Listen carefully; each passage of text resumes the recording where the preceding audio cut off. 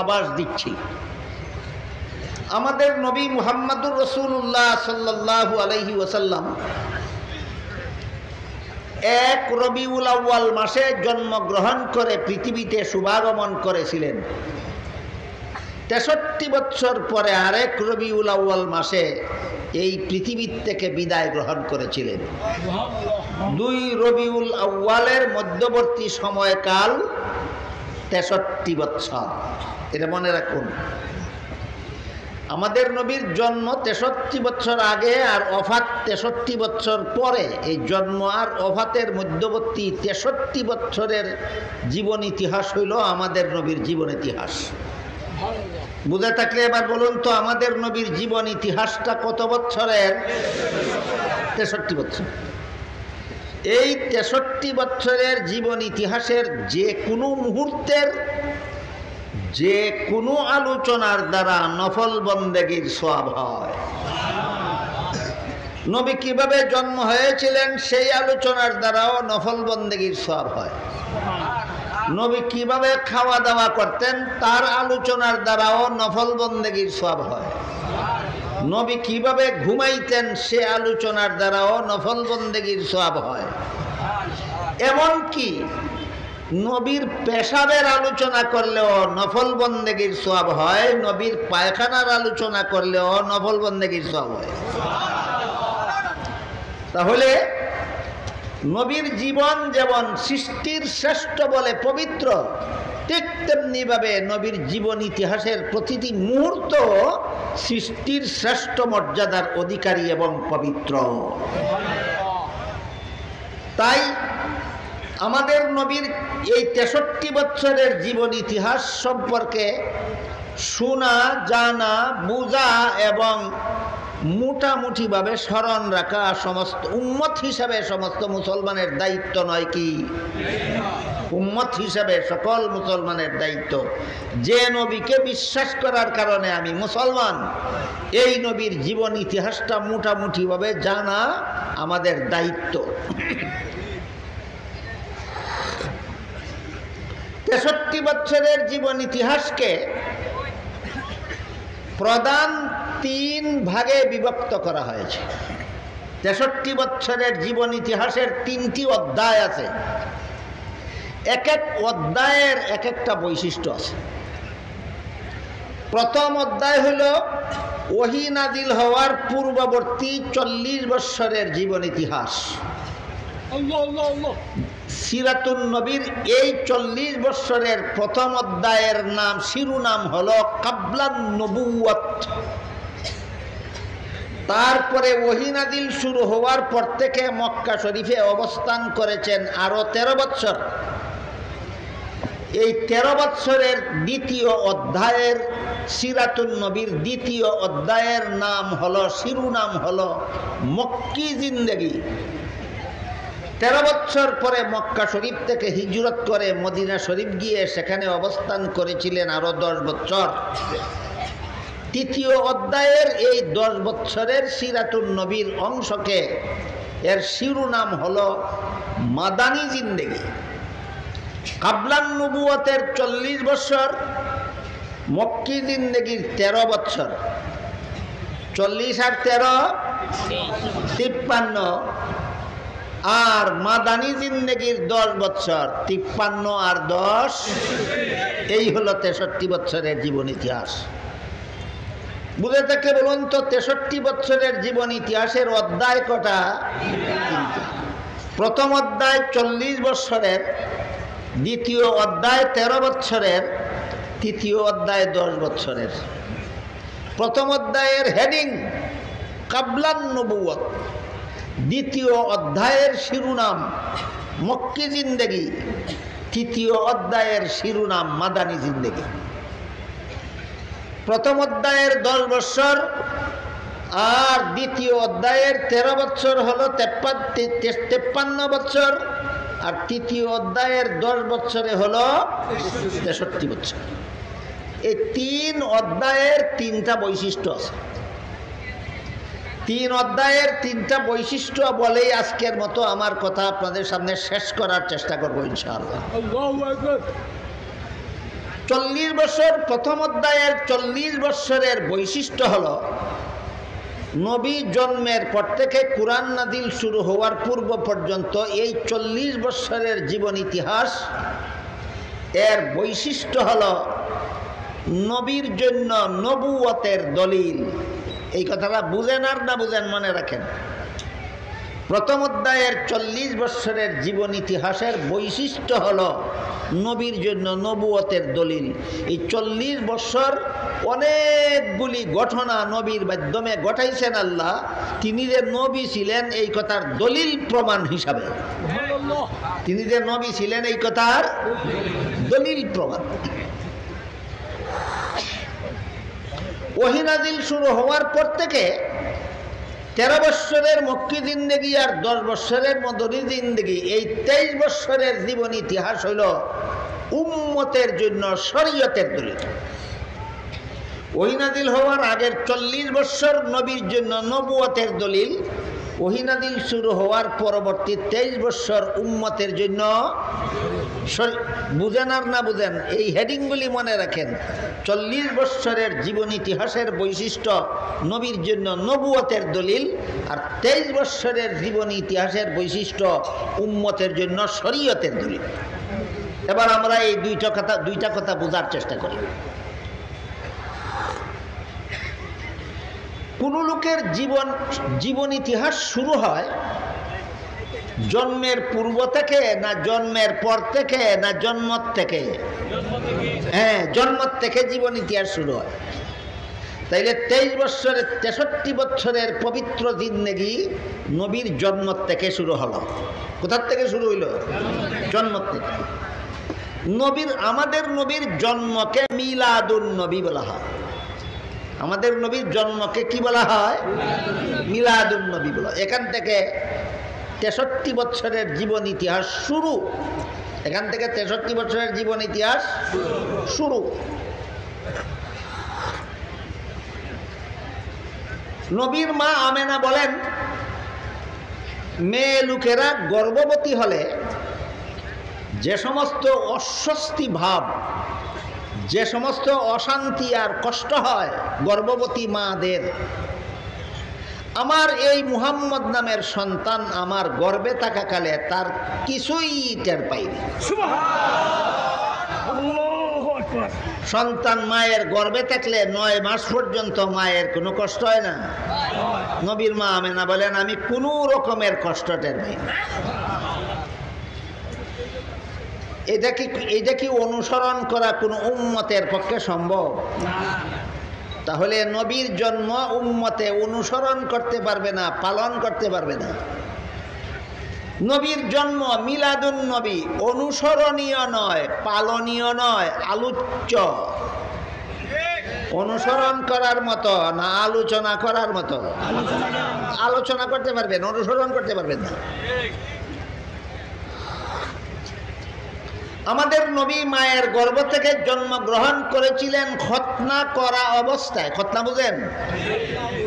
খতনা করা অবস্থায়। অনুসরণ করতে পারবেন?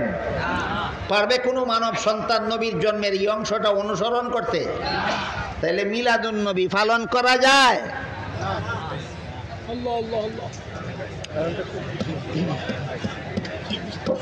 করা যায়। আমাদের নবী মায়ের গর্ভ থেকে জন্মগ্রহণ করেছিলেন নার কাটা অবস্থায়। নার কাটা বুঝেন? অনুসরণ করতে পারবেন? তাহলে মিলাদুন নবী পালন করা যায় না আলোচনা করা যায়? আলোচনা করা যায়।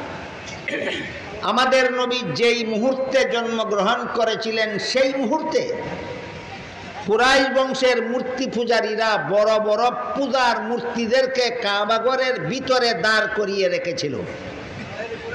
যেই মুহূর্তে আমাদের নবী ভূমিষ্ঠ হলেন সেই মুহূর্তে কাবাঘরের ভিতরে দাঁড় করিয়ে রাখা মূর্তিরা পর্যন্ত আল্লাহর দরবারে সেজদায় পড়ে গেল। এই কাজটাও অনুসরণ করতে পারবেন না আলোচনা করা যাবে? তাহলে মিলাদুন নবী পালন করা যায় না আলোচনা করা যায়? নবীর জন্মের বহু পূর্ব থেকে পারস্যবাসীরা আগুনের পূজা করত। যে আগুনটার পূজা করত, এই আগুনটাকে 1000 বছর পূর্ব থেকে অনির্বাণ গতিতে প্রজ্বলিত করে রেখেছিল। 1000 বছরের ভিতরে একদিনও নিভতে দিছে না পারস্যবাসীরা ওই আগুনটা, যে আগুনটার পূজা করত। কতদিন পর্যন্ত নিভতে দিছে না? যেই মুহূর্তে নবী জন্মগ্রহণ করেছিলেন সেই মুহূর্তে পারস্য দেশের 1000 বছরের প্রজ্বলিত পূজার অগ্নি নিবে ছাই হয়ে গেছে। অনুসরণ করতে পারবেন না আলোচনা করা যাবে? তাইলে নবীর মিলাদুন নবী পালনীয় না আলোচ্য? আমাদের নবী জন্মগ্রহণ করার সাথে সাথে আল্লাহর শুকরিয়া আদায় করে দোয়া পড়েছেন। পারবেন অনুসরণ করতে? পারবে কোনো বাপের বেটা জন্ম হওয়ার সাথে সাথে দোয়া পড়তো? আমাদের নবী জন্ম হওয়ার সাথে সাথে দোয়া পড়েছেন। তাহলে মিলাদুন নবী পালন করার বিষয় না আলোচনার বিষয়? কাজেই যারা বলে মিলাদুন নবী পালন করি মিথ্যা বলে। মিলাদুন নবী পালন করার ক্ষমতা কোনো বাপের বেটার নাই। বুঝে থাকলে বলেন মিলাদুন নবী পালন করা যায় না আলোচনা করা যায়? পেশাবের আলোচনা করলে যেমন নফল বন্দেগীর সওয়াব হয়, নবীর পায়খানার আলোচনা করলে যেভাবে নফল বন্দেগীর সওয়াব হয়, ঠিক তেমনি ভাবে মিলাদুন নবীর আলোচনার দ্বারাও নফল বন্দেগীর সওয়াব হয়। মিলাদুন নবীর আলোচনার দ্বারা আরো কতগুলি উপকারিতা আছে। আরেকটা উপকারিতা হলো, কোনো বেদিন কাফির যদি নিরপেক্ষ মন নিয়ে নবীর জন্মের কথাগুলি শুনে, তাইলে তার বিবেক তাকে নবীর ইসলাম গ্রহণ করতে বাধ্য করবে। আরেকটা উপকারিতা হলো, কোনো মুমিন মুসলমান যদি মনোযোগের সাথে নবীর জন্মের ঘটনাগুলি শুনে, তাহলে তার ঈমান তাজা হয়ে যাবে। তাহলে মিলাদুন নবীর আলোচনার কোনো উপকার আছে না উপকার নাই? 1 নম্বর উপকার নফল বন্দেগীর সওয়াব। 2 নম্বর উপকার, বেদিন কাফিরেও যদি নিরপেক্ষ মনোযোগ দিয়া নবীর জন্মের ঘটনা শুনে, তাহলে তার বিবেক তারে নবীর ইসলাম গ্রহণ করতে বাধ্য করবে। 3 নম্বর উপকারিতা হইল, কোনো মুমিন মুসলমান যদি মনোযোগে নবীর জন্মের কথা শুনে, তার ঈমান তাজা হবে।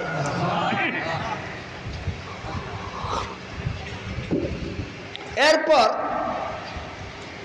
নবী তার গর্ভধারিণী মা আমেনার গর্ভ থেকে ভূমিষ্ঠ হওয়ার পর হালিমা সাদিয়া নামের একজন মহিলাকে দুধ পান করাবার দায়িত্ব দেওয়া হলো। এটা আরব দেশে একটা নিয়ম ছিল, বিশেষ কতগুলি কারণে, সেই আলোচনায় আমি আজকে যাব না। বিশেষ কয়েকটা কারণে আমেনা নিজের ছেলেকে দুধ পান না করাইয়া হালিমাকে দুধ পান করাইতে দিলেন। এই জন্য আমেনা হলেন নবীর গর্ভধারিণী মা, আর হালিমা হলেন নবীর দুধ মা। হালিমা হলেন নবীর দুধ মা। এবার আপনারা বলুন, হালিমার নিজের কোনো সন্তান না হলে আমিনার সন্তানকে দুধ পান করাতে পারতেন না নিজের ও সন্তান থাকার কারণে? হালিমার নিজেরও একটা দুধ পানকারী শিশু ছেলে ছিল, এই জন্য তিনি নিজের শিশুকেও দুধ পান করাতেন, আমিনার ছেলেকেও দুধ পান করাতেন। এবার বলেন, হালিমার সর্বমোট দুধ পানকারী শিশু কজন? এই জন্য মুহাম্মাদুর রাসূলুল্লাহ সাল্লাল্লাহু আলাইহি ওয়াসাল্লাম দুধ মা হালিমার 1 স্তনের দুধ নিজে পান করতেন, আর 1 স্তনের দুধ নিজের দুধ ভাইয়ের জন্য রেখে দিতেন। কুলের শিশু থাকাকালে এত বড় ইনসাফ! আল্লাহু আকবার! আল্লাহু আকবার! কুলের শিশু থাকাকালে এত বড় ইনসাফ আর কোনো বাপের বেটার পক্ষে সম্ভব নয়।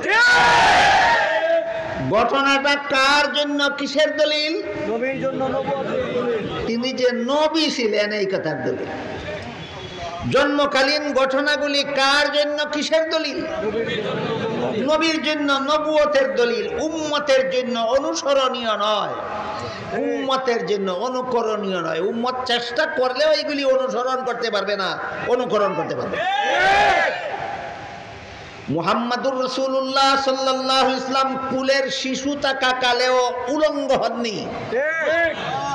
শিশু কুলের শিশু থাকাকালেও উলঙ্গ হননি। অনুসরণ করতে পারবেন? তাহলে এই ঘটনাটা কার জন্য, কিসের দলিল? নবীর জন্য, নবুয়তের দলিল। যদি উম্মতের জন্য শরীয়তের দলিল হইতো তাহলে উম্মতের কোন শিশু উলঙ্গ হইলে গুনাহগার হইতো। রাসূলুল্লাহ সাল্লাল্লাহু আলাইহি ওয়াসাল্লামের বয়স যখন 4 বছর, কত বছর? 4 বছর। তখন একদিন জিবরিল ফেরেশতা আসলেন, শিশু মুহাম্মদকে শুয়াইলেন, বুক কাটলেন, ভিতরের অঙ্গ প্রত্যঙ্গ বের করে ধুইলেন, আবার ভিতরে ঢুকাইয়া সিলাই ছাড়া, মেডিসিন ছাড়া, রক্তপাত ছাড়া, বেতা ছাড়া জোড়া লাগাইয়া দিলেন। এটাকে সিরাতুন নবীর পরিভাষায় সাক্ষ্য সদর বলা হয়, বাংলায় বলে বক্ষ বিদারণ। আমাদের দেশের সাধারণ মুসলমানদের জন্য দুইটা শব্দই কঠিন। সাক্ষ্য সদর বোঝা যেমন কঠিন, বক্ষ বিদারণ শব্দের মতো কঠিন বাংলা বোঝাও অনেকের জন্য প্রায় অসম্ভব। এই জন্য আমি সহজবুদ্ধ করে বলে থাকি কুদরতি অপারেশন। এটাকে হাসপাতালের অপারেশন না আল্লাহর কুদরতি অপারেশন। নবীর জীবনে এইরকম কুদরতি অপারেশন হয়েছিল সর্বমোট 4 বার। সর্বমোট 4 বার। এর মধ্যে প্রথমবারের অপারেশন হয়েছিল 4 বছর বয়সে। এই যে কইতেছি আপনারা শুনতেছেন, কোনো উপকার নাই। কটা উপকার? 1 নম্বর নফল বন্দেগীর সব, 2 নম্বর ইমান তাজা হয়, 3 নম্বর কাফিরে শুনলেও তার বিবেক তারে ইসলাম গ্রহণ করতে বাধ্য করে। এই 4 বছর বয়সে যে নবীর সিনা মুবারকের কুদরতি অপারেশন হইল, উম্মতের জন্য অনুসরণ সম্ভব। তাইলে ঘটনাটা কার জন্য, কিসের দলিল? নবীর জন্য, নবুয়তের দলিল। নবীর শরীর মুবারকে জিন্দেগিতে কোনোদিন মশা মাছি বসেনি। ঘটনা কার জন্য, কিসের দলিল? নবীর ঘাম মুবারকে মেশকে আম্বরের সুগন্ধ হইত। ঘটনাটা কার জন্য, কিসের দলিল? নবী কোন রাস্তা দিয়া গেলেন কিছুক্ষণ আগে কারো যদি জানা না থাকতো অতি সহজে জেনে নিতে পারত।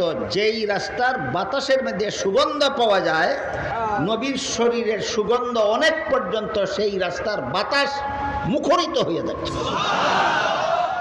ঘটনাটা কার জন্য, কিসের দলিল? এইভাবে জন্ম থেকে নিয়ে দীর্ঘ 40 বছর পর্যন্ত আল্লাহ নবীর দ্বারা এমন অসংখ্য ঘটনা ঘটাইলেন, যেই ঘটনাগুলির প্রত্যেকটা ঘটনা প্রমাণ করে ইনি সাধারণ মানুষ না, ইনি সর্বশ্রেষ্ঠ মহামানব মুহাম্মাদুর রাসূলুল্লাহ। সিরাতুন নবীর প্রথম অধ্যায় 40 বছরের, নাম কাবলান নবুয়ত, বৈশিষ্ট্য নবীর জন্য নবুয়তের দলিল। কথাটা বুঝলেন?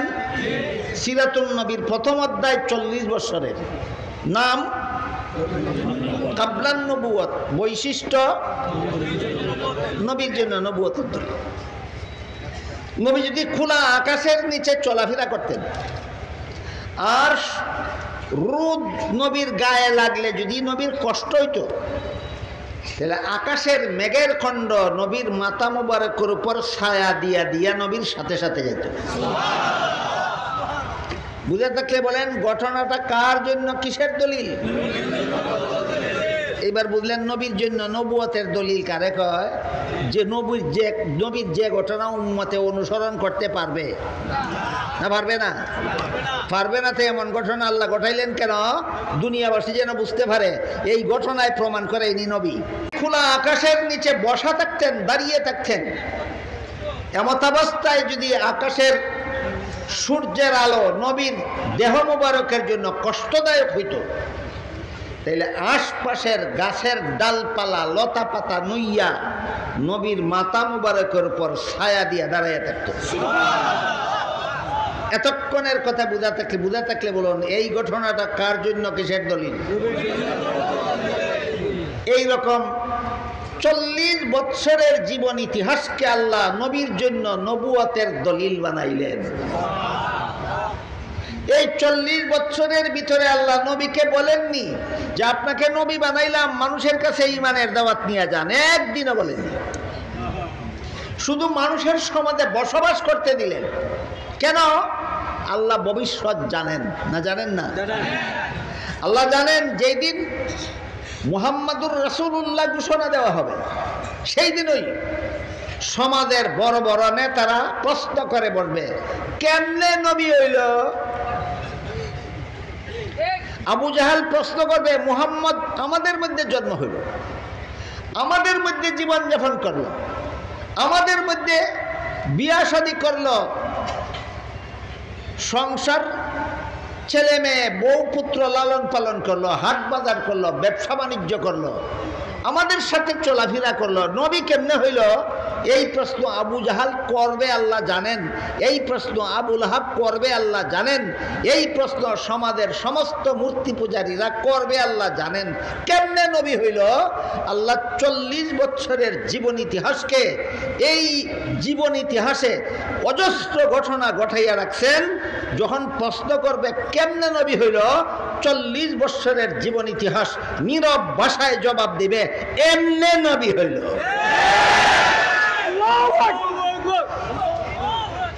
তাইলে 40 বছরের জীবন ইতিহাসকে আল্লাহ নবীর জন্য নবুয়তের দলিল বানাইয়া রাখলেন। কেন?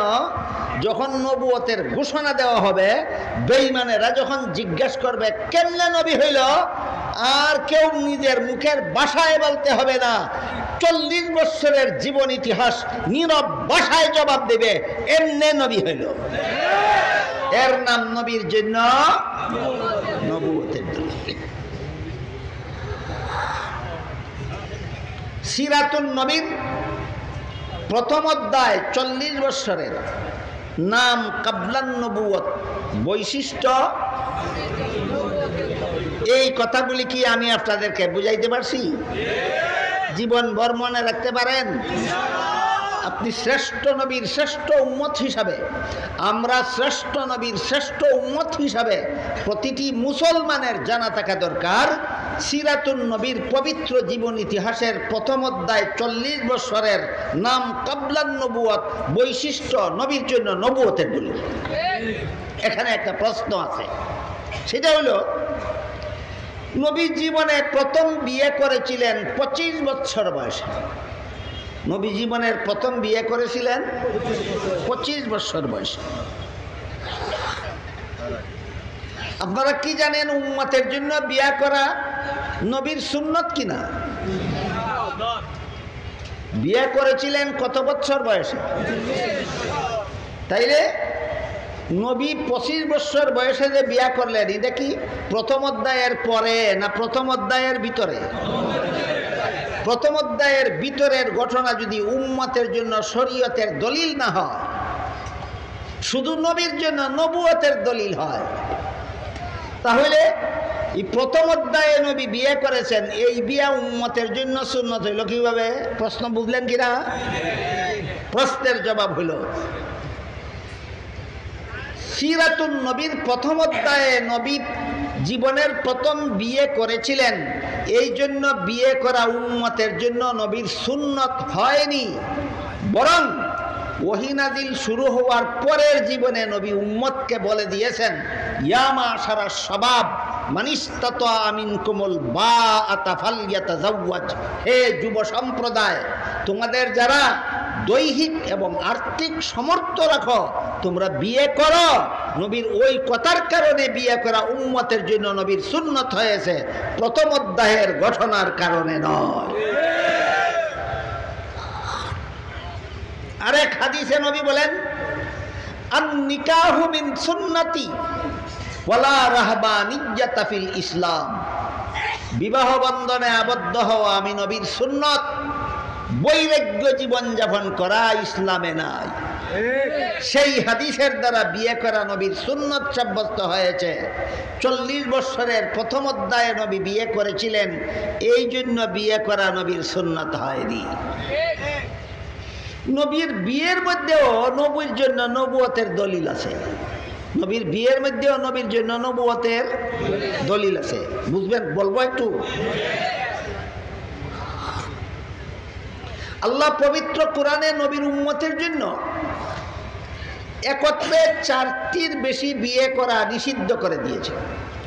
উম্মতে একসাথে কয় বিয়ে করতে পারে? কিন্তু নবী একত্রে 9 বিবি রেখেছিলেন। কত বিবি? 9 বিবি। এটাও উম্মতের জন্য শরীয়তের দলিল নয়, নবীর জন্য নবুয়তের দলিল। এবার বুঝি আমরা একটু কিভাবে।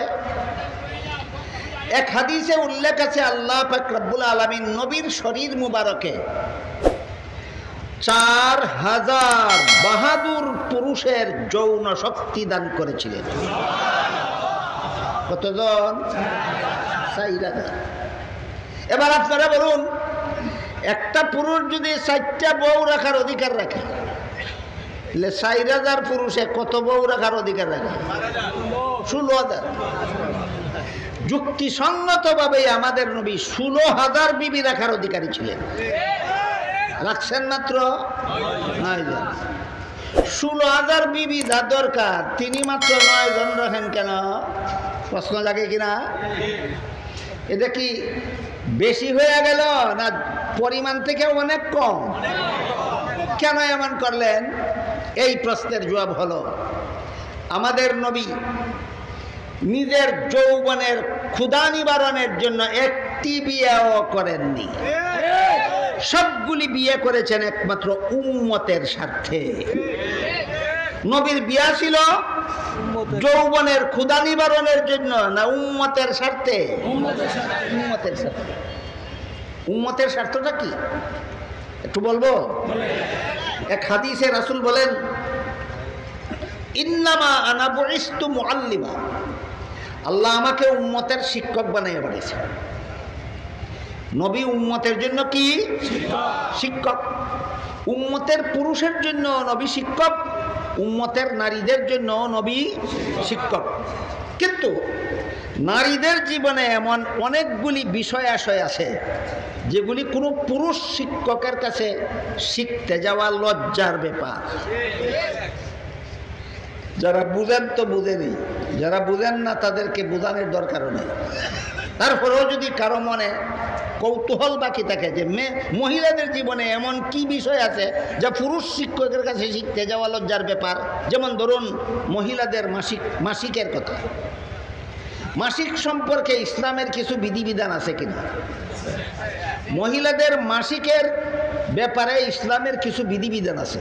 সুতরাং একটা যুবতী মহিলা ভিন্ন একটা পুরুষের কাছে এই সমস্ত বিষয় শিখতে যাওয়া এই লজ্জার ব্যাপার নয়। কাজেই মহিলাদের জীবনে এমন অনেক কিছু বিষয় আছে যেগুলি কোনো পুরুষ উস্তাদের কাছে শিখতে যাওয়া লজ্জার ব্যাপার। তবে একজন পুরুষ আছে মহিলাদের জীবনে যার কাছে কোনো কিছু শিখতে লজ্জা নাই, তিনি হলেন একমাত্র স্বামী। একমাত্র স্বামী। তাই রাসূলের প্রয়োজন ছিল একদল মহিলাকে বিয়ে করে তিনি তাদের স্বামী হবেন। তারপর এই স্বামী রাসূল তার বিবিদেরকে মহিলা সংক্রান্ত লজ্জাজনক বিষয়গুলি শিক্ষা দিয়ে ওই বিবিগণকে উম্মতের নারীদের জন্য সহকারী শিক্ষিকা বানাবেন। এই জন্য রাসূল করিম সাল্লাল্লাহু আলাইহি ওয়াসাল্লাম 16000 বিয়ে করেছিলেন না 9 জন। যদি যৌবনের চাহিদা নিবারণের জন্য বিয়ে করতেন তাহলে কটা করতেন? করলেন না কেন? এই উদ্দেশ্যে বিয়ে করেননি। 9টা করলেন কেন?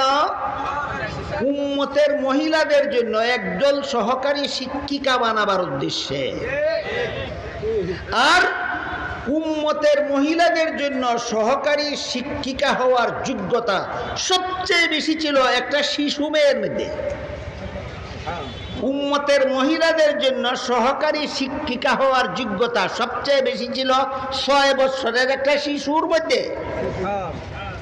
এই শিশুটার নাম ছিল আয়েশা। কত বছরের শিশু? কেমন যোগ্যতা ছিল একদিনের ঘটনা করে।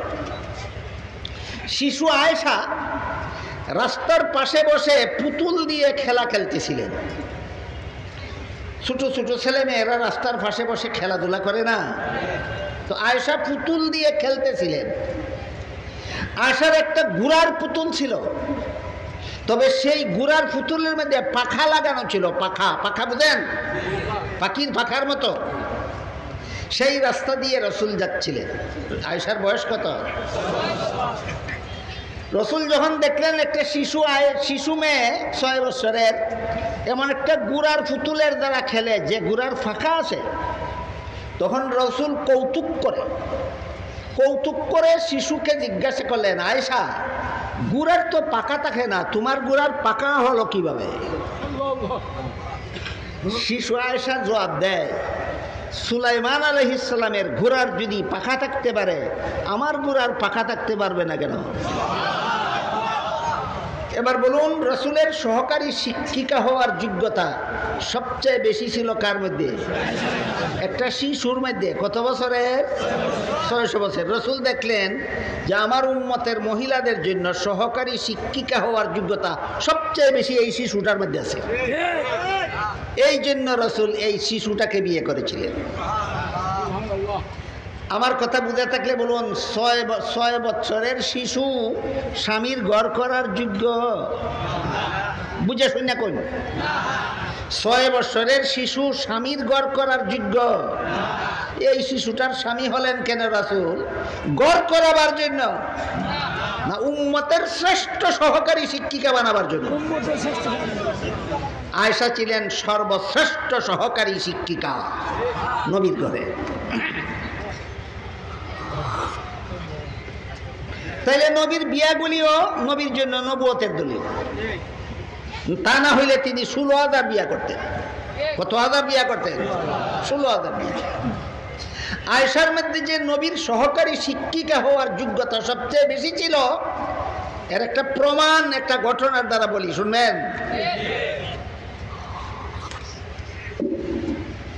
একবার হযরত উমর ফারুক রাদিয়াল্লাহু আনহু আর হযরত আবু হুরায়রা রাদিয়াল্লাহু, দুজনই প্রসিদ্ধ 2 সাহাবী। আবু হুরায়রা হলেন এই উম্মতের সর্বশ্রেষ্ঠ শাইখুল হাদিস। আবু হুরায়রা হলেন এই উম্মতের সর্বশ্রেষ্ঠ শাইখুল হাদিস। আবু হুরায়রার চেয়ে বড় শাইখুল হাদিস এই উম্মতে নাই। আর উমর ছিলেন স্বয়ং রাসূলের শ্বশুর। এই দুইজনের মধ্যে রাসূলের 2টা হাদিস নিয়ে একটু মতভেদ হল। একটা হাদিস উমর বললেন, সেই হাদিসে উল্লেখ আছে আল্লাহ রাসূল বলেছেন, স্বামী স্ত্রীর মিলামিশা সমাপ্ত হলে গোসল ফরজ হয়। খুব শর্টকাটে বলছি, সংক্ষেপে শুনুন।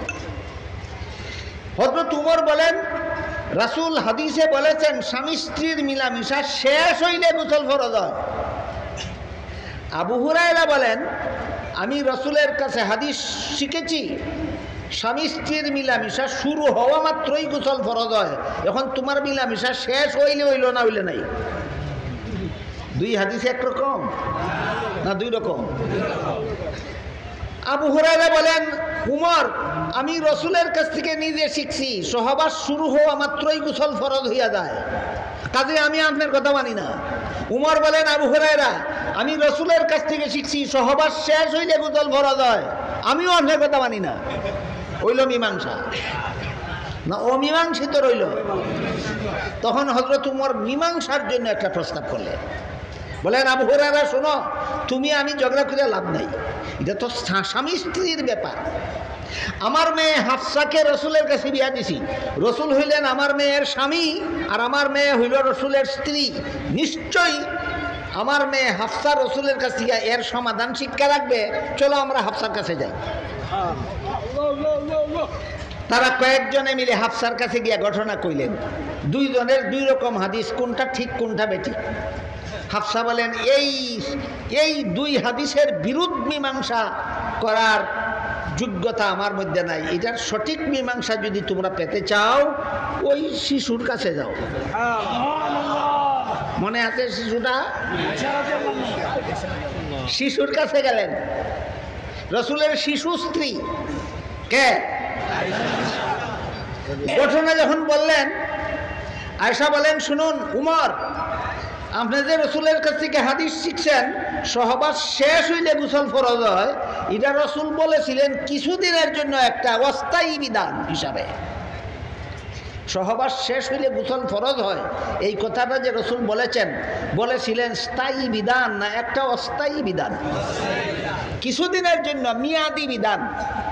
মেয়াদ শেষ হওয়ার পরে রাসূল চিরস্থায়ী বিধান বলে দিয়েছেন, সহবাস শুরু করা মাত্রই গোসল ফরজ হয়। সুতরাং আবু উমর, আপনার বর্ণিত হাদিসের মেয়াদ শেষ। আবু হুরায়রা, আপনার বর্ণিত হাদিসের বিধান কিয়ামত পর্যন্ত চলবে। কাহিনী বুঝে থাকতে বলেন, রাসূলের সহকারী শিক্ষিকা হওয়ার যোগ্যতা সবচেয়ে বেশি ছিল একজন বয়স্ক মহিলার মধ্যে, একটা শিশুর মধ্যে। এই জন্য নবী অন্য সমস্ত বিবির থেকে আয়েশাকে বেশি মহব্বত করতেন। শিশু বিবিরে সবচেয়ে বেশি মহব্বত করতেন কেন? এই শিশু বিবি সংসার করার বেশি যোগ্য, স্বামীর ঘর করার বেশি যোগ্য, না সহকারী শিক্ষিকা হওয়ার বেশি যোগ্য? এবার বলেন, রসুল কি জন্য বিয়ে করতেন? যৌবনের চাহিদা মিটাবার জন্য, না উম্মতের সহকারী শিক্ষিকা বানাবার জন্য? তাই রাসূলের বিয়াটাও উম্মতের জন্য শরীয়তের দলিল নয়, রসুলের বিয়াগুলি ছিল নবীর জন্য নবুয়তের দলিল। আমি দুঃখিত, সিরাতুন নবীর প্রথম অধ্যায় 40 বছরের এই কিছু আলোচনা করতে করতে অনেক সময় আপনাদের আমি নষ্ট করে ফেললাম। আর কিছুক্ষণ ধৈর্য ধরে শুনবেন যদি বলেন বাকি 2 অধ্যায় সম্পর্কে সামান্য কিছু বলি। 40 বছর পূর্ণ হওয়ার পর আল্লাহ রসুলের কাছে ওহী নাজিল শুরু করলেন। রসুলের কাছে ওহী নাজিল শুরু করলেন। ওহী 2টা জিনিসের নাম, একটা হলো আল্লাহর কুরআন আর একটা হলো রাসূলের হাদিস। আল্লাহর কুরআনও আল্লাহর ওহী, রাসূলের হাদিসও আল্লাহর ওহী। বুঝে থাকলে বলেন, ওহী কয়টা জিনিসের নাম? একটা ওহীর নাম কুরআন আর একটা ওহীর নাম হাদিস। তাহলে ওহী তো ওহী, এই আবার 2 নাম হইল কেন? এটা একটা প্রশ্ন। এর কারণ হইল যে ওহীর মর্ম আল্লাহ পাঠাইছেন, শব্দও আল্লাহ ঠিক করে দিয়েছেন, এই শব্দের দ্বারা এই মর্ম বয়ান করুন, এমন ওহীকে কুরআন বলা হয়। আর যে ওহীর মধ্যে মর্মটা আল্লাহ পাঠাইছেন আর আল্লাহর পাঠানো মর্মটা রাসূল নিজের ভাষায় উম্মতকে বলে দিয়েছেন, এমন ওহীকে হাদিস বলা হয়। কাজেই কুরআন ওহী আর হাদিস ওহীর মধ্যে বেশ কম আছে নি? রসুলের কাছে সর্বপ্রথম যেদিন ওহী নাজিল হইল, জিবরিল ফিরিস্তাকে আল্লাহ পাঠাইলেন। পর্বতের গুহায় আল্লাহর রসুল আল্লাহর ধ্যানমগ্ন ছিলেন। এমত অবস্থায় জিবরিল ফিরিস্তা নবীর কাছে এসে বললেন, ইকরা, এই প্রথম ওহী, ইকরা অর্থ পড়ুন। রসুল বলেন, মা আনা বিকারিইন, আমি পড়ুয়া নই। জিবরিল আবার বলেন, পড়ুন। রসুল বলেন, মা আনা বিকারিইন, আমি পড়ুয়া নই। জিবরিল রসুলের সাথে মুআনাকা করলেন, চাপ দিলেন, আবার বললেন, ইকরা বিসমি রাব্বিকাল্লাযী খালাক। তখন রসুল পড়া শুরু করলেন। এই ঘটনার কয়েকটা ব্যাখ্যা আছে, এর মধ্যে একটা ব্যাখ্যা আপনাদের শুনুন। জিবরিল যতক্ষণ পর্যন্ত বলেছেন পড়ুন, ততক্ষণ পর্যন্ত রাসূল পড়েননি। যখন বলেছেন সৃষ্টিকর্তা আল্লাহর নামে পড়ুন, তখন রাসূল পড়া শুরু করেছেন। কারণ যে কোনো পড়ার দ্বারা মানুষ হওয়া যায় না, একমাত্র আল্লাহর নামের পড়ার দ্বারা মানুষ হওয়া যায়। যে কোনো ফরা মানুষ গড়ার ফরা নয়, একমাত্র আল্লাহর নামের ফরা মানুষ গড়ার ফরা। আল্লাহর নাম ছাড়া যদি কেউ পড়ে, পড়তে পড়তে পড়তে পড়তে যত বড় পণ্ডিত হইব তত বড় দুর্নীতিবাজ হতে বাধ্য। আল্লাহর নামের ফরা যদি কেউ সামান্য পড়ে, এই ফরায় তাকে সৃষ্টির শ্রেষ্ঠ মানব জাতিতে রূপান্তরিত করে। এর একটা উদাহরণ দিই শুনুন। আমার জীবনের একটি ঘটনা, মনে হয় আজকে থেকে 40-45 বছর আগের ঘটনা হবে। এক জায়গায় মাহফিল করে রেলে বাড়ি আসার জন্য রেল স্টেশনে গেলাম। গিয়া দেখি গাড়ি ছেড়ে দেয়, টিকিট নেওয়ার সময় নাই, বিনা টিকিটেই চলে। রেলগাড়িতে সরকারের বেতনভোগী কর্মচারী থাকে, যারা বিনা টিকিটে যারা গাড়িতে উঠে এদেরকে টিকিট বানাইয়ে দেয় এবং ভাড়া আদায় করে। আমি তারে কইলাম, ভাই গাড়ি ছেড়ে দিছে, আমি টিকিট নিতে পারছি না, আমার একটা টিকিট বানাইয়া দেন, আর যা ভাড়া হয় আমার কাছ থেকে নেন। ইনি আমাকে বলেন টিকিট বানাইয়া দেওয়া যাবে না। আমি বললাম, সরকারে তোমার বেতন দেয় আমার টিকিট বানাই দেওয়ার জন্য, যাবে না কেন? উনি বলে, টিকিট বানাইয়া দিলে শুধু ভাড়া দিলে হবে না, বিনা টিকিটে রেলে চড়ার জরিমানাও দিতে হবে। আমি বললাম, ভাড়াও দেব, জরিমানাও দেব, টিকিট বানাই দেব। এখন কই, হুজুর আপনার জরিমানাও লাগবে না, ভাড়াও সবটুকু লাগবে না, টিকিট ছাড়া যা মনে চাই দেয়া লাগবে। কি ছাড়া? বলেন, টিকিট ছাড়া যদি আমি তারা 10 টাকাও দেই, সরকারের তহবিলও যাইব না তার পকেটও থাকবো? এটা নীতি না দুর্নীতি? এই দুর্নীতিবাজটারে সরকারে চাকরি দিছে অশিক্ষিত হওয়ার কারণে। অশিক্ষিত না শিক্ষিত? শিক্ষিত লোকটা দুর্নীতিবাজ হইল কেন? এটা যা পড়ছে একটাও আল্লাহর নামে পড়ছে না, যা পড়ছে একটাও আল্লাহর নামে পড়ছে না। মনে রাখবেন, আল্লাহর নাম ছাড়া যে যত বেশি পড়বো তত বড় দুর্নীতিবাজ হতে বাধ্য। বাংলাদেশে আমি 45 বছর আগে একটা দুর্নীতিবাজ শিক্ষিত পাইছিলাম। বর্তমান বাংলাদেশে কোনো দুর্নীতিবাজ শিক্ষিত নাই। কেন শিক্ষিতরা দুর্নীতিবাজ কেন? ইতানে আল্লাহর নামে ভরে না, ইতানে আল্লাহর নাম ছাড়া ভরে, দুর্নীতিবাজ হতে বাধ্য। এই কারণে জিবরিল যতক্ষণ বলেছেন পড়ুন, রসুল পড়েন না কেন? আল্লাহর নাম ছাড়া পড়লেই দুর্নীতিবাজ হইব। যখন বলেন আল্লাহর নামে পড়ুন, তখন রসুল পড়া শুরু করলেন। কারণ আল্লাহর নামের পড়া মানুষ বানায়, আল্লাহর নাম ছাড়া পড়া দুর্নীতিবাজ বানায়। আরেকটা ঘটনা কই, আমার জীবনে না, হযরত উমরের জীবনে। হযরত উমর ফারুক রাদিয়াল্লাহু আনহু যখন রসুলের দ্বিতীয় খলিফা, ইসলামের পরিভাষায় খলিফা, আমাদের বর্তমান সমাজের রাজনৈতিক পরিভাষায় প্রধান শাসনকর্তা। হযরত উমর যখন রাসূলের প্রতিষ্ঠিত রাষ্ট্রের প্রধান শাসনকর্তা, উমরের শাসিত দেশটা বাংলাদেশের সমান একটা দেশ ছিল না, পাকিস্তানের সমান একটা দেশ ছিল না, ইন্ডিয়ার সমান একটা দেশ ছিল না, প্রায় অর্ধেকটা পৃথিবীর সমান। বলেন, উমর যে দেশের শাসনকর্তা ছিলেন, দেশটা কত বড় ছিল? অর্ধেকটা পৃথিবীর সমান।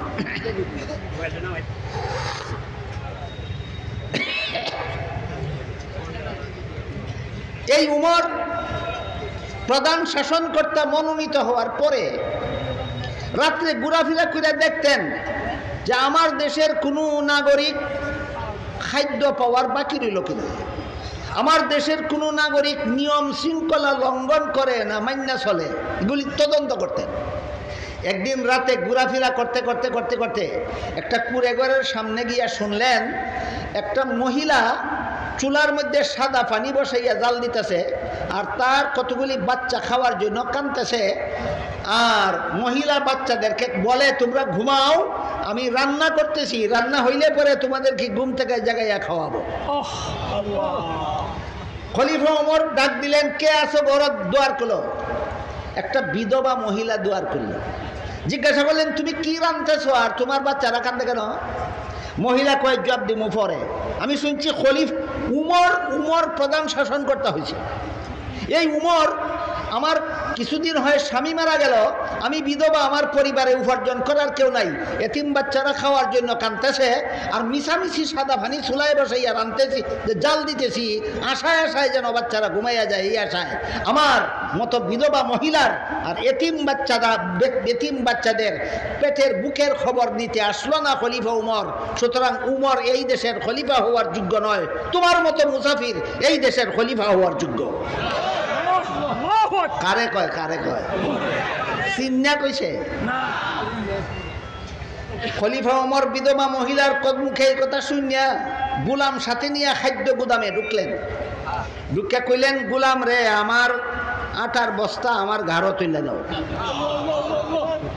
অর্ধেকটা পৃথিবীর শাসনকর্তা গুলাম রে কয়, আটার বস্তা আমার ঘাড়ো তুলে দাও। গুলামে কয়, আমার মতো গুলাম আপনার সাথে থাকা অবস্থায় আটার বস্তা খলিফাতুল মুসলিমিনের ঘাড়ে তুলে দেব?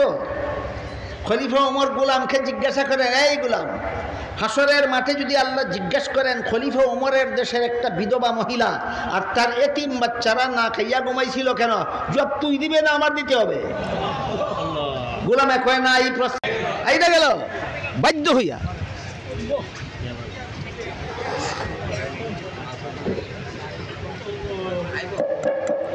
তর্কে হাইরা গিয়া বাধ্য হইয়া গুলামে আটার বস্তা খলিফা উমরের ঘাড়ে তুলিয়া দিয়া গুলাম নবাবের মতো খালি হাতে যায়, আর উমরে লেবারের মতো বস্তা ঘাড়ে লইয়া যায়।